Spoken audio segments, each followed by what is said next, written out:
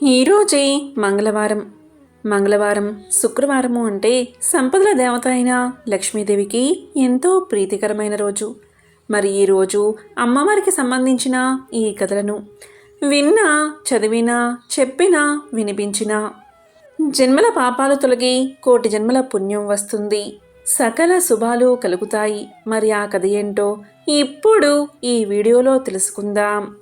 పూర్వకాలంలో కళింగ దేశంలో వెంకటాచారి అని కంసాలి ఉండేవాడు. అతడు పనిలో ఎంతో నైపుణ్యం చెందినవాడిలాగా పేరుగాంచాడు. వెంకటాచారి భార్య సుమతి ఎంతో దైవభక్తురాలు. ఆ దంపతులకు 2 ఆడపిల్లలు, శారద, నీరజ. వారు చక్కగా చదువుకుంటూ తల్లికి చేదోడు వాదోడుగా ఉండేవారు. వెంకటాచారి నైపుణ్యం కలవాడే, కానీ ఏమాత్రం కల్తీకి పాల్పడకుండా ఎంతో నిజాయితీగా పనిచేసేవాడు. మిగిలిన తోటి కంసాలులు కక్కుర్తుపడి కల్తీ చేసి తక్కువ సొమ్ముకే పనులు ఒప్పుకుని చేసేవారు. దీనివల్ల వెంకటాచారికి ఆదాయం అంత ఎక్కువగా ఉండేది కాదు. ఏదో వచ్చిన సొమ్ముతో కాలం గడుపుతూ ఉండేవాడు. ఇలా రోజులు గడుస్తూ ఉండగా కూతుర్లకి వివాహ వయసు వచ్చింది. నెమ్మదిగా పెద్ద కూతురికి సంబంధాలు వెతకడం మొదలుపెట్టాడు. కానీ ఎక్కడా ఏదీ కుదరలేదు. వెంకటాచారి పక్క ఇంట్లో కృష్ణశర్మ అని పురోహిత కుటుంబం ఉంటుంది. కృష్ణశర్మ భార్య రుక్మిణి, సుమతి ఎంతో స్నేహితులుగా ఉండేవారు. కృష్ణశర్మ, రుక్మిణి దంపతులకు పద్మప్రియ అనే కుమార్తె ఉండేది. ఆమె వయసు సుమారు 7 సంవత్సరాలు. ప్రతిరోజు వాకిట్లో పూలు కోసుకుని సుమతికి తెచ్చి ఇచ్చేది. అంతేకాక రోజు 1 గంటైనా వారింట్లో గడిపి వెళ్ళేది. వెంకటాచారి పెద్ద కుమార్తె శారద పెళ్లి ఎంతకూ నిశ్చయం కాకపోవడంతో ఆ దంపతులకు ఎంతో బెంగగా ఉండేది. ఒకనాడు కృష్ణశర్మ భార్య రుక్మిణి సుమతితో 1 వారం రోజుల పాటు రుక్మిణి కళ్యాణం పారాయణం చేయమని సలహా ఇచ్చింది. ఈ విధంగానే శారద పారాయణం చేయగాని ఆ మరనాడే మంచి వరునితో వివాహం నిశ్చయమైనది. ఆ వివాహానికి కావలసిన సొమ్ము సేకరించి పెట్టుకోవడం అనే పనిలో పడ్డాడు వెంకటాచారి. ఇన్నేళ్లుగా కంసాలి వృత్తి చేస్తూ ఉన్నా కూడా కూతుళ్లకు కనీసం బంగారు గాజులు కూడా చేయించలేకపోయానే అని బాధపడ్డాడు. సుమతి రోజు ఉదయాన్నే పూజ చేసేటప్పుడు శ్రీ మహాలక్ష్మీదేవిని అనేక స్తోత్రాలతో పూజించేది. వివాహం దగ్గర పడుతున్నదని దయచేసి వివాహానికి కావలసిన సొమ్ము సమయానికి అందివచ్చేలాగా అనుగ్రహించమని ఆ తల్లిని ప్రార్థించేది. రోజులు ఇలా గడుస్తూ ఉండగా ఒకనాడు పద్మప్రియ రోజూలాగా పూలు తీసుకుని ఉదయం పూజా సమయానికి రాలేదు. రోజూ తప్పకుండా వచ్చే పిల్ల ఈరోజు ఇంకా రాలేదేమిటబ్బా అని సుమతి ఆలోచిస్తూ ఉండగా గుమ్మంలో గజ్జెల చప్పుడు అయినది. పద్మప్రియ చెంగుచెంగున లోపలికి వచ్చింది. పూలు తీసుకురావడానికి ఆలస్యమైందని చెప్తూ పూలు తీసి సుమతి చేతిలో పెట్టింది. ఆ రోజు పద్మప్రియ రోజు కంటే అందంగా ఎంతో తేజస్సుతో కనిపించింది. సుమతి పద్మప్రియను, ఈరోజు నీ పుట్టినరోజా, ఎంత చక్కగా అలంకరించుకున్నావు అని అడిగింది. దానికి పద్మప్రియ, లేదు అత్తయ్య, రోజు ఇలాగే తయారవుతాను. స్నానం చేయడం కాస్త ఆలస్యం కావడంతో పూలు తీసుకురావడం ఆలస్యమైంది. అది సరే కాని ఈ జత బంగారు గాజులు అమ్మ నీకు చూపించమని చెప్పింది. కొత్తగా కొనుక్కుందట, నిన్ను చూడమని పంపింది అని పలికింది పద్మప్రియ. అప్పుడు సుమతి ఆ గాజులు తన చేతిలోకి తీసుకుని చూస్తూ ఉండగా పద్మప్రియ ఇప్పుడే వస్తాను అత్తయ్య అని చెంగున బయటకు వెళ్ళిపోయింది. సుమతి ఆ గాజులను దేవుడి దగ్గర ఉంచింది. కాసేపైన తర్వాత పద్మప్రియ రాగానే ఇచ్చేద్దామని అనుకున్నది. వంటింట్లోకి నైవేద్యం తీసుకురావడానికి వెళ్ళి పాయసం పూర్తి కాగానే తీసుకువచ్చి పూజా గదిలో కూర్చుంది సుమతి. ఎదురుగా చూస్తే 2 జతల బంగారు గాజులు కనబడ్డాయి. ఇదేమిటి, ఇదెక్కడి నుంచి వచ్చింది, తాను ఇక్కడ పెట్టింది 1 జతే కదా, లేదా నేను పరధ్యానంలో ఉండి గమనించలేదా, పద్మప్రియ నా చేతికి 2 జతలు ఇచ్చిందా అని తలుస్తూ పూజ పూర్తి చేసి దేవుడికి నైవేద్యం పెట్టింది సుమతి. ఆ 2 జత గాజులను తీసుకుని రుక్మిణికి ఇవ్వాలని వారి ఇంటికి వెళ్ళింది. ఆమెను చూసి, ఏమిటి వదినా, చేతిలో ఆ బంగారు గాజులు ఎక్కడివి, పిల్లలిద్దరికీ చేయించావా అని అడిగింది రుక్మిణి. ఇది విన్న సుమతి నోట మాట రాలేదు. అదేమిటి వదినా, ఇందాక పద్మప్రియ వచ్చి ఇచ్చింది కదా, నీవు కొనుక్కున్నావని నాకు చూపించమని చెప్పింది అని సుమతి పలకగా, అప్పుడు రుక్మిణి, అదేమిటి వదినా, పద్మప్రియ మీ ఇంటికి రావడమేమిటి? నిన్నట్నుంచి పిల్లకు ఒక్కటే జ్వరం, మంచం దిగనేలేదు, ఎక్కడికి వెళ్ళలేదు. అస్సలు ఆమె మీ ఇంటికి రానప్పుడు ఈ గాజులు ఎలా తెస్తుంది? అయినా నేను ఈ మధ్య అస్సలు గాజులు కొనుక్కోనేలేదు అని పలికింది రుక్మిణి. ఇది విన్న సుమతికి ఎంతో ఆశ్చర్యం కలిగింది. మరి ఇందాక వచ్చిందెవరు, ఆ గాజులు ఇచ్చింది ఎవరు అని ఆలోచిస్తూ ఉండగా, ఆ వచ్చింది సాక్షాత్తు శ్రీ మహాలక్ష్మీదేవే అని తోచింది. ఈ విషయంతో వారిద్దరూ ఎంతో ఆశ్చర్యపోయారు. అలాగే ఎంతో ఆనందపడ్డారు. జరిగిన విషయమంతా వారి భర్తలకు చెప్పారు. ఇక వెంకటాచారి దంపతుల సంతోషానికి అవధుల్లేవు. వచ్చింది సాక్షాత్తు శ్రీ మహాలక్ష్మీదేవి అని గుర్తించారు. తమను అనుగ్రహించిన ఆ జగన్మాతను ఎన్నో విధాలా స్తుతించారు. తమ కుమార్తెలకు సాక్షాత్తు ఆ శ్రీ మహాలక్ష్మీదేవి బంగారు గాజులు అనుగ్రహించిందని ఎంతో ఆనందపడ్డారు.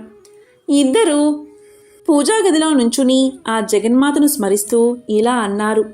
జగజ్జనని అమ్మా లక్ష్మీదేవి, దారిద్ర్య దుఃఖాన్ని పాప అంధకారాలను తొలగించే మూర్తివి, బాధలన్నిటినీ నశింపచేసే కరుణా కటాక్షాలు గల తల్లివి. నీ కడగంటి చూపులతో నీ కరుణామృతాన్ని మాపై కురిపించు తల్లి. నీవు సర్వమంగళ ప్రదాయనివి. సకల చరాచర జగత్తుయందు నీవే వ్యాపించి ఉన్నావు. నీవే మాకు ఇలవేల్పు. నీకివే మా ప్రణామాలు. నిన్ను నమ్మిన వారికి సర్వశుభాలు అనుగ్రహించే లోక పావనివి. నీకివే మా నమస్కారాలు అని పరిపరి విధాలా ప్రార్థించారు. లక్ష్మీదేవి తమకు సహాయం చేసినందుకు ఎంతగానో సంతోషించారు. ఎంతో పవిత్రమైన విశేషమైన ఈ కథను విన్నా, చదివినా, చెప్పినా, వినిపించినా జన్మల పాపాలు తొలగి కోటి జన్మల పుణ్యం వస్తుంది. ఆ లక్ష్మీదేవి సంపూర్ణ అనుగ్రహం మీకు కలుగుతుంది. పూర్వకాలంలో కుండినము అనే పట్టణం సింధు దేశంలో ఉండేది. ఆ పట్టణంలో కౌండిన్య నామంతో ఒక బ్రాహ్మణుడు ఉండేవాడు. అతని భార్య పేరు గుణశీల. ఆమె వివాహం జరిగిన దగ్గర నుంచి ఎప్పుడు చూసినా ఏడుస్తూనే ఉండేది. ఆ బ్రాహ్మణ జంటకు కొడుకులు, కూతుళ్ళు, కోడళ్ళు, అల్లుళ్ళు ఉన్నారు. ఆమెకు సకల భోగభాగ్యాలు ఉన్నా కాని ఎప్పుడూ కూడా ఎందుకు ఏడుస్తుందో ఎవరికి అర్థం అయ్యేది కాదు. ఈమె ఏడుపు విని చుట్టుపక్కల వాళ్ళంతా ఎందుకు ఈమె ఇలా ఏడుస్తుంది, ఈమె అరుపులు వింటుంటే దరిద్రానికి సంకేతంగా అనిపిస్తుంది అని తిట్టుకునేవారు. ఈమె ఏడవడానికి ఏదో ఒక వంక చూసుకునేది. పిల్లి చచ్చినా, ఇంట్లో బల్లి చచ్చినా, వీధిలో కుక్క చచ్చినా దాన్ని ఒడిలో పెట్టుకుని ఏడుస్తూనే ఉండేది. కానీ విధి మాత్రం ఈమెకు అనుకూలంగా లేదు. ఇలా ఒకరోజు ఇంట్లో పిల్లి చనిపోతే దాన్ని ఒడిలో పెట్టుకుని ఏడుస్తూ కూర్చుంది. ఆమె ఎప్పుడైతే దాన్ని ఒడిలో పెట్టుకుని ఏడుస్తూ ఉందో వెంటనే ఆ పిల్లి చచ్చింది కాస్త బతికిలేచి వెళ్ళిపోయింది. మరలా తెల్లవారేసరికి ఇంట్లో ఒక బల్లి చనిపోయింది. దాన్ని కూడా ఒడిలో పెట్టుకుని ఏడుస్తూ ఉంది. అక్కడ కూడా ఆశ్చర్యం జరిగింది. ఆమె ఒడిలో పెట్టుకుని ఏడవడం మొదలు పెట్టగానే ఆ బల్లికి తిరిగి ప్రాణం వచ్చి వెంటనే వెళ్ళిపోయింది. ఆమె జరిగిందంతా చూసి ఏడవడానికి కారణం లేకపోయిందే అని ఇంకా ఏడవడం మొదలు పెట్టింది. ఇలా ఉండగా ఒకరోజు వీధిలో ఒక కుక్క చనిపోయింది. దాని దగ్గరకు వెళ్ళి ఒడిలో కుక్కను పెట్టుకుని ఏడుస్తూ ఉంది. ఆమె అలా ఒడిలో పెట్టుకుని ఏడవడం మొదలు పెట్టగానే ఒక్క దెబ్బకు ఆ కుక్క బతికి పరుగు పెట్టింది. అది చూసి, దేవుడా, నాకు మనస్ఫూర్తిగా ఏడ్చే స్వతంత్రం కూడా లేకుండా చేస్తున్నావు అని బోరున ఏడవడం మొదలుపెట్టింది. ఇదంతా చూసిన జనానికి ఇదేదో వింతగా అనిపించింది. అలా వారు ఆమె వైపు విచిత్రంగా చూడసాగారు. ఇక ఏడవడానికి కుదరడం లేదు అని ఒక ఉపాయం చేసింది. బయట ఉన్న తేలులను తీసుకువచ్చి ఉప్పు పాత్రల్లో, మిగతా పాత్రల్లో తేలులను జర్రులను ఉంచింది. ఎందుకు అంటే కూతుర్లు కోడళ్ళు అలా వంట నిమిత్తం చేతులు ఆ పాత్రలో పెట్టగానే అవి కుడతాయి కనుక ఆ నొప్పితో వారు ఏడుస్తూ ఉంటే వారి పక్కన కూర్చుని ఏడవచ్చు అని ఈమె ఆలోచన.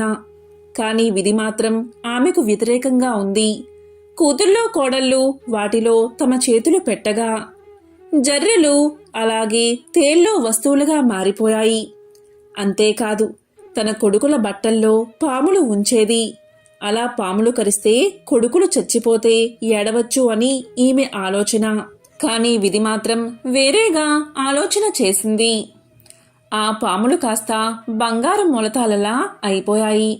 ఇక కొడుకులు బట్టల్లో చెయ్యిలో పెట్టగానే బంగారు మొలతాళ్ళు వాడి చేతికి అందాయి.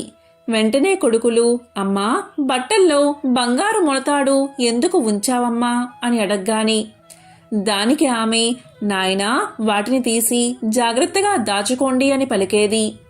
అలా ఆమె ఏమి చేసినా ఏడవడానికి అవకాశం దొరకకపోవడం వల్ల ఆమె అడవికి పోయి అక్కడ కూర్చుని ఏడవడం మొదలుపెట్టింది. అలా ఏడుస్తున్న సమయంలో పార్వతీ పరమేశ్వరులు ఆ మార్గం గుండా పోతూ ఆమెను చూసి ఇలా పలికారు. ఎందుకమ్మా ఏడుస్తున్నావు అని అడగ్గా దానికి ఆమె ఇలా సమాధానం చెప్తుంది. ఓ మహనీయ దంపతుల్లారా, నాకు అష్టైశ్వర్యాలు ఉన్నాయి, కానీ ఎప్పుడు ఏడవాలనే బుద్ధి పుడుతుంది. అలా ఏడుస్తుంటేనే నాకు మంచిగా అనిపిస్తుంది. దానికి కారణం మీరే చెప్పాలి అని బ్రతిమాలుతుంది. అప్పుడు పార్వతీదేవి మొత్తం తెలుసుకుని ఇలా అంటుంది. ఓ గుణశీల, పూర్వం నీవు కందాబచ్చలి నోమును నోచావు, కానీ దానికి ఉద్యాపన చేయడం మర్చిపోయావు. అందువల్లే ఈ జన్మలో ఈ గ్రహచారం నీకు పట్టింది. నీవు ఈ నోము నోయడం వల్ల మంచి సంతానం సర్వభోగాలు కలిగాయి అని పలకగా గుణశీల అమ్మవారిని చూసి, అమ్మా ఈ నోముకు ఉద్యాపన ఎలా చెయ్యాలో చెప్పమని కోరింది. దానికి అమ్మవారు ఇలా చెప్తుంది. అయితే విను. వెండితో కంద దుంపను చేయించు, బంగారంతో బచ్చలి తీగ చేయించు, మంచి కంద సేరు బచ్చలి అరసేరు, 5 మానికల బియ్యం పసుపు కుంకుమలతో, నల్ల పూసలు, రవికల గుడ్డలు, మెట్టెలు, మంగళ సూత్రాలతో, ముత్తైదువులకు దక్షిణ తాంబూలాలతో వాయనాలు సమర్పించు అని పార్వతీదేవికి చెప్పింది. అంతట గుణశీల ఇలా పలుకుతుంది. అయితే తల్లి, నేను వచ్చేంత వరకు ఇక్కడే ఉండమని ప్రార్థించి పరుగు పరుగున ఇంటికి పోయి అన్ని వస్తువులు తీసుకువచ్చి పార్వతీ అమ్మవారికి సమర్పించి ఉద్యాపన చేసింది. ఇక పార్వతీ అమ్మవారు నిండు హృదయంతో ఆమెకు ఆశీస్సులు అందించారు. అంతతో అమ్మవారు అంతర్ధానమయ్యారు. ఇక గుణశీల ఇంటికి వచ్చి జరిగిందంతా ఇంట్లో వారికి చెప్పేసరికి అందరూ ఆశ్చర్యపోయారు. 4 జాతుల వారు కుల భేదం లేకుండా ఈ వ్రతాన్ని ఆచరిస్తే సమస్త దుఃఖాలు తొలగిపోతాయని ఆమె చెప్పింది. దాంతో అందరూ కందాబచ్చలి వ్రతాన్ని ఆచరించి సర్వదుఃఖాలను పోగొట్టుకుని సుఖంగా జీవించారు. ఈ వ్రతకథను ఎవరైతే వింటారో వారికి సమస్త దుఃఖాలు తొలగిపోయి సకల శుభాలు కలుగుతాయి. పూర్వం గండకీ నదీ తీరాన ఉన్న సిరిపురం రాజ్యాన్ని వేరసేన మహారాజు జనారంజకంగా పరిపాలిస్తూ ఉండేవాడు. పాడి పంటలతో సుఖ సంతోషాలతో ప్రజలు ఆనందంగా జీవిస్తూ ఉండేవారు. ఈ వీరసేన మహారాజుకు వేట అంటే మిక్కిలి మక్కువ. అతను ఒకసారి గండకీ నదీ తీరాన్ని ఆనుకుని ఉన్న అడవిలోకి బయలుదేరాడు. చాలాసేపు క్రూర జంతువుల్ని వేటాడాడు. దాంతో రాజు రెట్టించిన ఉత్సాహంతో బాగా దట్టమైన అడవిలోకి వెళ్లిపోయి దారిని తప్పాడు. వెనుక ఉన్న సైన్యాలు రాజుని అందుకోలేక వెనుక పడ్డారు. ఇలా 2 రోజులు గడిచాయి. రాజు జాడ కోసం సైన్యాలు 4 భాగాలుగా విడిపోయి 4 దిక్కులా గాలించి అతి కష్టం మీద 3వ రోజున రాజు జాడ కనుక్కుని అందరూ ఒక చోటకు చేరుకున్నారు. గుర్రం మీద 3 రోజులు ఒంటరిగా ప్రయాణించిన రాజు బాగా అలసిపోయి నిస్సత్తువుగా ఉండిపోయాడు. వెంట తెచ్చుకున్న ఆహార పదార్థాలు నీళ్లు ఖర్చయిపోవడంతో సైనికులు కూడా అలసిపోయి ఆకలితో ఉన్నారు. చాలాసేపు గాలింపు తర్వాత వాళ్ళకి ఒక చిన్న పంట పొలం కనిపించింది. దాంట్లో చెరుకు, మొక్కజొన్న పంటలు ఉన్నాయి. దాంతోపాటు మామిడి, సీతాఫలం బాగా విరగకాచి ఉన్నాయి. మధ్యలో తీయని నీటితో కూడిన ఒక బావి ఉంది. ఇక సైనికులంతా ఆ పొలంపై పడి ఎవరికి కావలసిన వారు తీసుకుని కడుపు నిండా తిని మధురమైన బావినీరు తాగి మహారాజుకి కావలసిన ఫలాలు, చల్లని నీరు ఇచ్చి రాజును సేద తీర్చారు. కాసేపటికి తేరుకున్న మహారాజు తన సైన్యంతో సహా రాజ్యాన్ని చేరుకున్నాడు. కానీ చిత్రంగా మరుసటి రోజు నుంచి రాజుకి తీవ్ర అశాంతి, అనారోగ్యం మొదలయ్యాయి. రోజు రోజుకి క్షీణిస్తూ మంచం పట్టాడు మహారాజు. రాజవైద్యులు ఎన్ని చికిత్సలు చేసినా రాజుకి ఆరోగ్యం చేకూరలేదు. ఈ విధంగా రోజులు నెలలు గడిచినా కూడా తన రోగం తగ్గకపోయేసరికి రాజు తన గురువైన తపోధనుడైన సదానంద మహర్షిని పిలిపించి తన సమస్యను పూర్తిగా వివరించాడు. అప్పుడు ఆ మహర్షి తన దివ్య దృష్టితో జరిగిందంతా తెలుసుకుని ఇలా పలికాడు. రాజా, రాజన్నవాడు ప్రజల్ని క్రూర మృగాల నుంచి రక్షించాలి. అది కూడా ప్రజలు క్రూర జంతువుల వల్ల తమకి ప్రాణభయం ఉందని ఫిర్యాదు చేసినప్పుడు మాత్రమే చేయాలి. కానీ నీవు మృగ వినోదం కోసం అకారణంగా జంతువుల్ని వేటాడి మూగ జంతువుల్ని హింసించావు. పైగా నీ సైనికులు ఓ పైరు పంటలో చొరబడి పేద రైతు యొక్క కష్టాన్ని దోచుకుని తిన్నారు. అందులో కూడా నీ సైనికులు అతని అనుమతి తీసుకోలేదు. అందులో నీకు కూడా భాగం ఉంది. ఆ పాపం కలిపురుషుడిగా మారి నిన్ను వేటాడుతుంది అని చెప్పాడు మహర్షి. ఇది విన్న రాజు ఎంతో ఆశ్చర్యపోయి ఇలా పలికాడు. మహాత్మా, మన్నించండి. నేను ఈ దేశపు రాజుని కదా. నా రాజ్యంలో ఉన్న సకల ప్రజల మీద, వాళ్ళ ఆస్తుల మీద, ధనధాన్యాలు, పంట పొలాలు, తోటలు, వ్యాపారాలు అన్నిటిపైన నాకు సర్వాధికారాలు ఉన్నాయి కదా. మరి నాకు పాపం ఎలా అంటుతుంది అని అడిగాడు. దానికి మహర్షి ఇలా చెప్పాడు. రాజా, నువ్వు చెప్పింది నిజమే. స్వయంగా నువ్వు ఆ రైతు తోటలోకి వెళ్ళి నీకు కావాల్సింది తిని నీ సైనికులకు పంచినా నీకు దోషం అంటదు. లేదా నీ ఆజ్ఞపైన నీ సైనికులు ఆ తోటలోంచి పళ్ళు నీరు నీకు తీసుకువచ్చినా నీకు దోషం అంటదు. ఇక్కడే నువ్వు ధర్మదేవతని సరిగ్గా అర్థం చేసుకోవాలి. పై రెండు విషయాలు జరిగి ఉంటే నీకు దోషం అంటేదే కాదు. కానీ నీ సైనికుల అనాలోచిత చర్య వల్ల తాత్కాలికంగా నీకు ఉపశమనం లభించింది. కానీ ఆ దోష ఫలితాన్ని నువ్వు అనుభవించాల్సి వచ్చింది అని చెప్పాడు మహర్షి. ఇక రాజు సుదీర్ఘంగా ఆలోచించి, మహాత్మా, దీనికి పరిహారాన్ని, ప్రాయశ్చిత్తాన్ని చెప్పండని కోరాడు.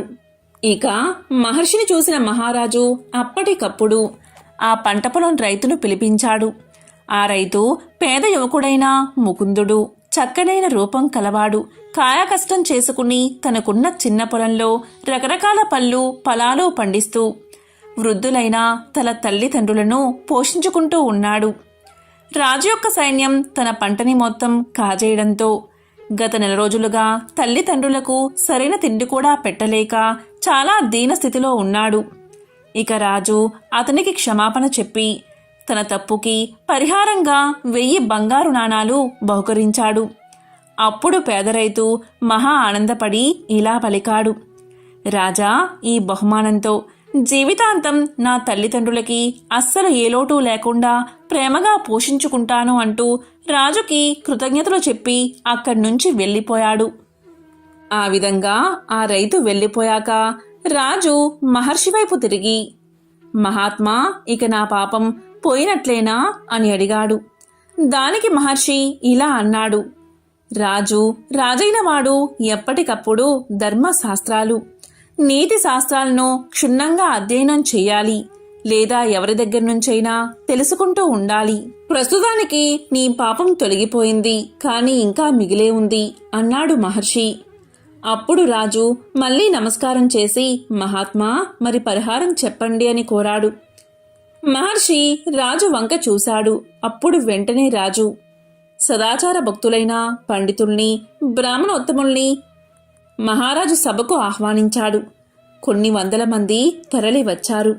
రాజు వాళ్ళకి జరిగిందంతా వివరించి నెల రోజుల పాటు రైతు కుటుంబాన్ని ఆకలి బాధకి గురిచేసిన పాపం పోగొట్టుకోవడానికి గాను 10,000 బంగారు నాణాలను దానంగా ఇవ్వడానికి సిద్ధపడ్డాడు. కాని ఆ దానం స్వీకరించడానికి ఎవరూ ముందుకు రాలేదు. ఎందుకంటే వాళ్ళు పండితోత్తములు. అలా చేయడం వల్ల ఆ పాపం తాము స్వీకరించినట్లు అవుతుందని వాళ్లకు తెలుసు.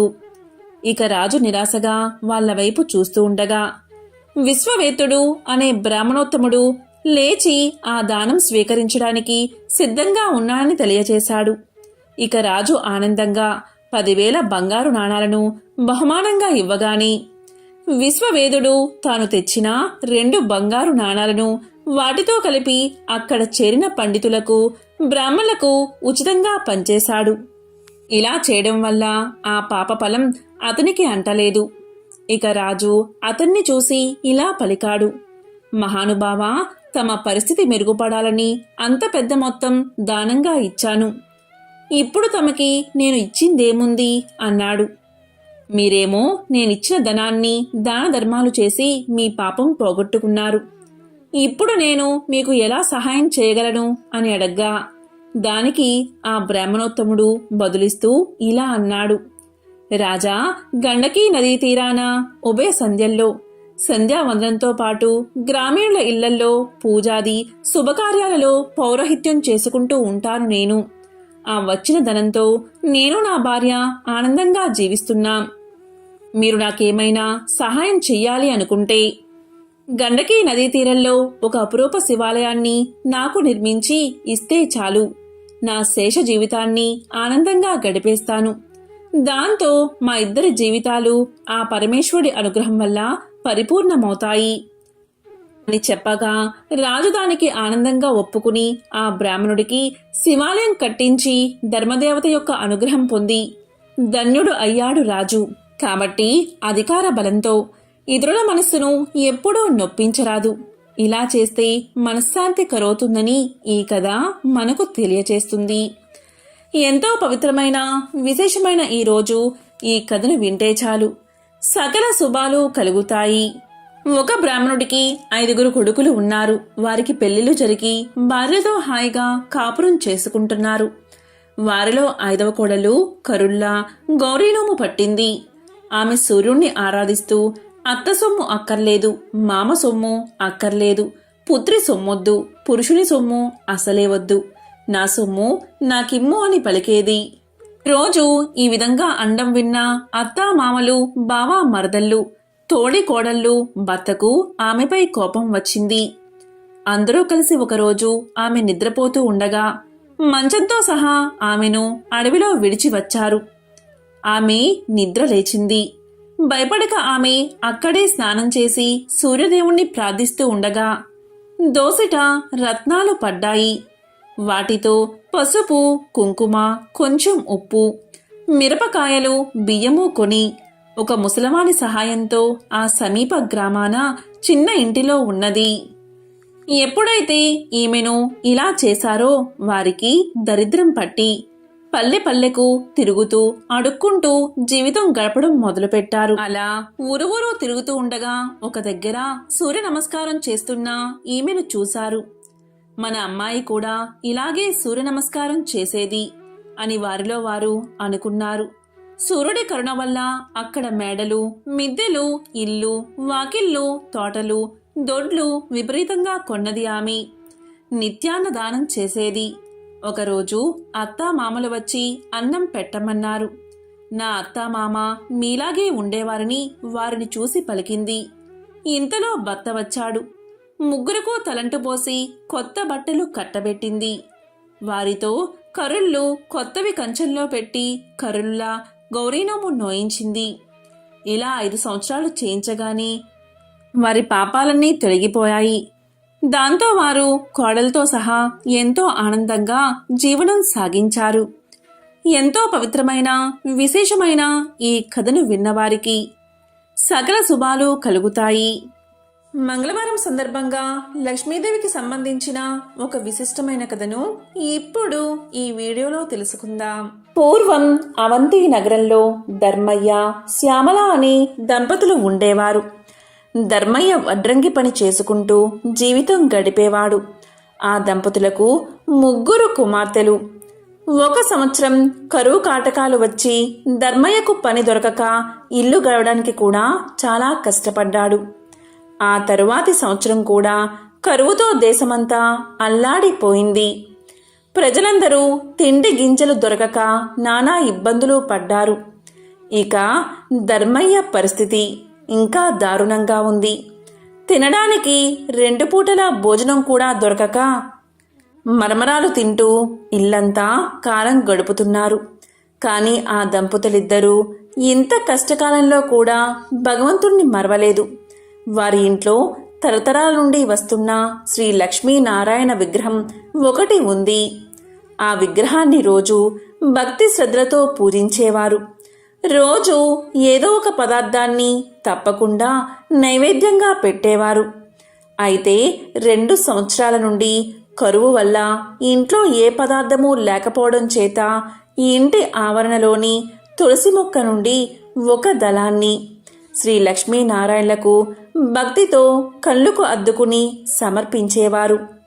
రోజులు ఇలా గడుస్తూ ఉండగా ఒకరోజు రాత్రి 10 గంటల సమయంలో ఎవరో తలుపు తట్టిన శబ్దం వినబడింది. ఈ వేళలో ఎవరు వచ్చి ఉంటారా అని ఆలోచిస్తూ తలుపు తీసిన ధర్మయ్య దంపతులకు మధ్య వయస్కులో ఉన్న ఒక ముత్తైదువు కనిపించింది. ఆమెలో ఏదో ఒక దివ్య తేజస్సు ధర్మయ్యకు గోచరించింది. ఇంత రాత్రివేళ ఇలా ఒంటరిగా వచ్చినా ఈమె ఎవరై ఉంటుందా అని ఆలోచిస్తూ ఉండగా ఆమె వీరితో ఇలా పలుకుతుంది.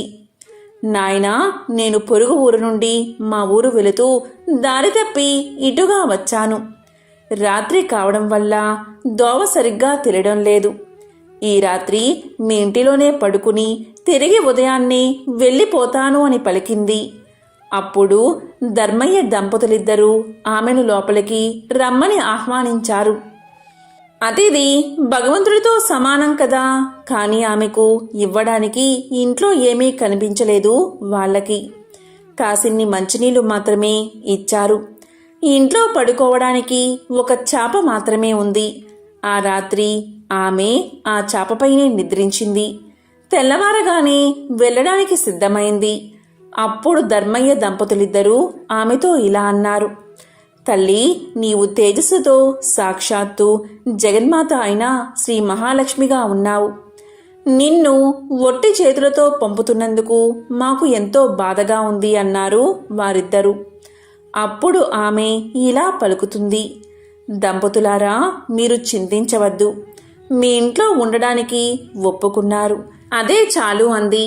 అప్పుడు శ్యామలమ్మ ఆమెకు బొట్టు పెట్టి పంపించింది. ఆమె వెళ్ళిన తర్వాత కాసేపటికి ఇంట్లో ఏదో చప్పుడు వినిపించింది. ఏమిటా అది అని ఇల్లంతా చూడగా శ్రీ లక్ష్మీనారాయణ విగ్రహం వద్ద నుండి శబ్దం వస్తున్నట్టుగా వారు గమనించారు. అక్కడ కొన్ని బంగారు నాణాలు పడి ఉన్నాయి. అప్పుడు ఆ దంపతులకు జరిగిందంతా అర్థమైంది. రాత్రి తమ ఇంటికి వచ్చింది మరెవరో కాదు, సాక్షాత్తు జగన్మాత శ్రీ మహాలక్ష్మి. ఆ తల్లికి తామేమీ ఇవ్వలేకపోయామే, చెయ్యలేకపోయామే, కనీసం తగిన వసతి కూడా కల్పించలేకపోయామే అని ఎంతో బాధపడ్డారు. ఆ తల్లిని అనేక విధాలుగా స్తుతించారు. శ్రీ మహాలక్ష్మీదేవి అనుగ్రహం వల్ల కలిగిన ధనంతో పిల్లల పెళ్లిళ్ళు ఘనంగా జరిపించారు. జీవించినంతకాలం సుఖంగా జీవించి ఎన్నో సత్కార్యాలు చేసి చివరకు ముక్తిని పొందారు. దీపం లక్ష్మీ స్వరూపం. ధర్మయ్య దంపతులు రోజు శ్రీ లక్ష్మీనారాయణ విగ్రహం వద్ద దీపం వెలిగించేవారు. ఎంతటి కష్ట సమయంలో అయినా దీపారాధన మాత్రం మానలేదు. అందువల్ల శ్రీ మహాలక్ష్మీదేవి ఎంతో సంతోషించి వారిని అనుగ్రహించింది. దీపం జ్ఞాన స్వరూపం, దీపం ఐశ్వర్య స్వరూపం. దీపం ఉన్న చోట శ్రీ మహాలక్ష్మి చిరునవ్వుతో ఉంటుంది. ఎవరైతే నిత్యం దీపారాధన చేస్తారో వారు సిరి సంపదలతో తులతూగుతారు. వారికి దేనికి లోటు ఉండదు. ధనధాన్యాలు సమృద్ధిగా ఉంటాయి. ఆ తల్లి అనుగ్రహం ఉన్నవారికి సర్వ సౌభాగ్యాలు లభిస్తాయి. ఓ జగజ్జనని జగన్మాత శ్రీ మహాలక్ష్మి, నీకు ఇవే మా నమస్కారాలు. మంగళప్రదాయని నీవు, నీకే ఇవి మా ప్రణామాలు. లోకేశ్వరి, నీకు ఇవే మా నమస్కారాలు. భక్తుల కోరికలు తీర్చే కల్పవల్లివి నీవు. నీ కటాక్షం ఉన్నవారికి సర్వ సౌభాగ్యాలు చేకూరతాయి.